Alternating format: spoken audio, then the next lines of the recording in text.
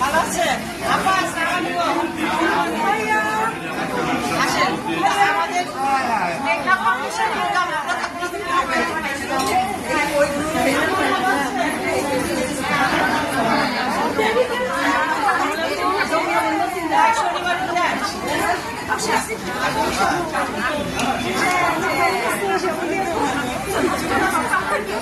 কিভাবে তার সাফল্য কথাটা শুরু হয়েছে সেটা আমি আপনার নিজ মুখ থেকে শুনতে চাই। আসসালামু আলাইকুম। ওয়ালাইকুম আসসালাম। হ্যালো এভরিওয়ান, আশা করি সবাই ভালো আছেন। মি জেরিন হান্নান। আমি মূলত 2020 সাল থেকে ইলিশ মাছ এবং নদীর মাছ নিয়ে কাজ করছি। আমার প্রতিষ্ঠানের নাম মাছের হাট বাজার।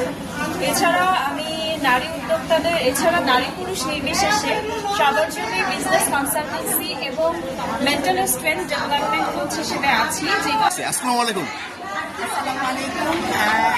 আলহামদুলিল্লাহ আমি ভালো আছি। আপনারা সবাই কেমন আছেন? নিশ্চয়ই খুব বেশি ভালো আছেন, কারণ আপনারা সবাই আমাদের সাথে আছেন এবং এই প্রোগ্রামে এসে আমার খুব ভালো লাগছে। আসলে আমি যখনই কোনো উদ্যোক্তা প্রোগ্রামে আসি, বিশেষ করে যখন উদ্যোক্তাদের সাথে আমি কথা বলি এবং তাদের চোখের দিকে তাকাই, তখন আমি এই মুহূর্তে আছি আমাদের লন্ডন থেকে আগত অনন্যা ফাউন্ডেশনের কর্ণধার সেই আপুর কাছে আমি জানতে চাবো এখানে আসার পরে তার যে অনুভূতি, সেই অনুভূতিরা আমার এই ফেসবুক এর মাধ্যমে সে প্রকাশ করবে।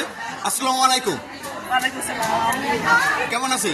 এই যে এই শাড়ির মতো সুন্দর ঝকঝকে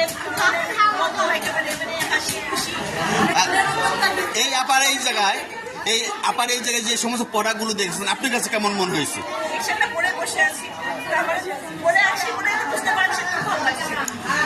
আপনি একজন বিদেশে বসবাস করেও দেশের প্রতি যে একটা টান, দেশের প্রোডাক্টের প্রতি টান, দেশের পণ্যের প্রতি যে টান, আপনি ওই জায়গায় কিভাবে এই প্রোডাক্টটাকে রিপ্রেজেন্টেটিভ করেন?